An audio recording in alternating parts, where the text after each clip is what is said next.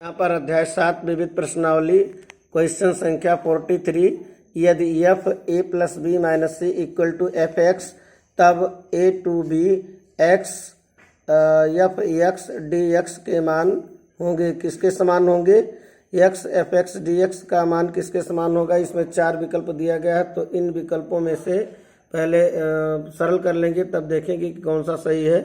तो हमको ये ज्ञात करना है कि ए से बी तक x F X D X इसका मान क्या होगा। तो इसको सबसे पहले हम आई के बराबर मान लेते हैं और ये समीकरण 1 कर देते हैं। तो प्रगुणों का प्रयोग करके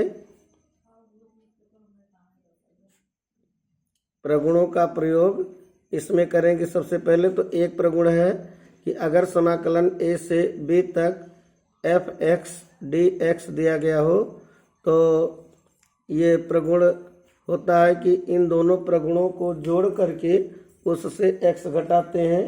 तो एक प्रगुण है, तो यानी कि ए प्लस बी माइनस एक्स ये डी एक्स बन जाएगा। इनमें से ये प्रगुण काम करेगा ए माइनस बी। प्रगुण होता है कि एक्स घटाते हैं दोनों प्रगुणों को जोड़ करके, तो यानी दोनों प्रगुणों को जोड़ करके उससे एक्स घटा देते हैं, तो एक्स घटा दिया गया है, तो ये प्रगुण है। तो इसी प्रगुण का प्रयोग करेंगे समीकरण 1 में। तो आई बराबर हो जाएगा आई बराबर ए से बी तक। अब एक्स जहाँ जहाँ लिखा है वो घटा दिया जाएगा, दोनों लिमिट अपर लोअर जोड़ करके। तो यहाँ पर हो जाएगा A plus B minus X F, और यहाँ भी एक्स है तो ऊपर और नीचे दोनों लिमिट जोड़ करके उससे हम एक्स को घटा देंगे डी एक्स। अब क्या करेंगे, चूँकि हमारे प्रश्न में ये दिया गया है F A plus B minus C बराबर एफ एक्स है, तो यहाँ पर एफ ए प्लस बी माइनस एक्स ये क्या हो जाएगा? एफ एक्स के बराबर हो जाएगा। प्रश्न में दिया गया है ए plus B minus X equal to F X के बराबर, यानी कि तो प्रश्न के मुताबिक एफ ए plus B minus x D x इसको हम क्या मान लेंगे? एफ एक्स मान लेंगे।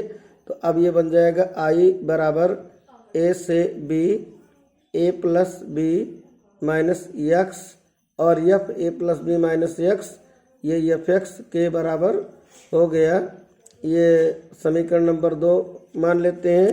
अब समीकरण 1 और 2 जोड़ने पर, समीकरण 1 और 2 जोड़ने पर तो अब समीकरण 1 में इधर आई है और 2 में इधर आई है, तो ये 2i, और इधर जब जोड़ेंगे समीकरण 1 का ए से बी एफ एक्स और क्या बाहर भी एक्स है डी एक्स प्लस ए से B A plus B minus X और एफ एक्स। अब इसको जोड़ेंगे तो कितना आएगा? 2i ए से B X F X D X plus A plus B का एफ एक्स में गुणा, तो ए प्लस बी समाकलन ए से B F X D X और माइनस एक्स का गुणा, तो माइनस ए से B X F X D X. अब ये इससे कट जाएगा, तो क्या बचा? 2i is equal to A plus B समाकलन ए से B F X D X. अब इसमें क्या होगा? ए प्लस बी, ये 2 नीचे जाएगा तो आई बराबर आ गया ए प्लस बी अपान 2 समाकलन ए से B F X D X. अब हम देखते हैं कौन सा विकल्प इसमें मिलता है। ए प्लस बी बाई 2 और क्या है? ए से B F X D X, तो इसमें डी विकल्प मिल रहा है। ए प्लस बी बाई 2 समाकलन ए से B F X D X, यही सही है। अब यहाँ पे ये डी विकल्प सत्य है, ए प्लस बी बाई 2 ए से B F X D X. तो प्रश्न को हम पुनः समझ लेते हैं, यानी कि इसमें एफ ए प्लस बी माइनस एक्स दिया गया है एफ एक्स के बराबर, और ए से B X F X D X, इसका मान इन चारों विकल्पों में कौन सही है। तो सबसे पहले हम इसको सरल करेंगे x F X D x को।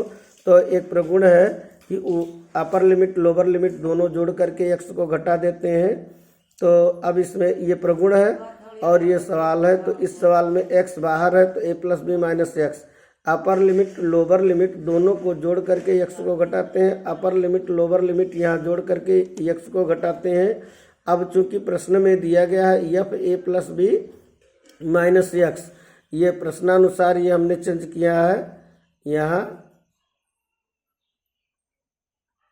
ये प्रश्नानुसार a plus B minus x, यहाँ प्रश्न में दिया गया है F A plus B minus x बराबर एफ एक्स, यानी एफ ए प्लस बी माइनस एक्स, यहाँ जो प्रश्न यहाँ जो दिया गया है F A plus B minus x D x, इसको हमने एफ एक्स कर दिया, बाकी बाहर वाले को ऐसे उतार लिया। अब समीकरण 2 बन गया।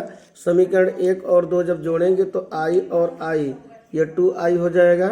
समीकरण 1 में ये मान दिया गया, समीकरण 2 में ये मान दिया गया है। ए plus b into x, F x को अलग कर दिया, माइनस एक्स एफ एक्स को अलग करने से ये दोनों प्लस माइनस होने के नाते कट जाएगा, तो ये बचेगा, तो 2 नीचे चला जाएगा। तो इससे हम देखते हैं कि डी विकल्प हमारा मिल रहा है।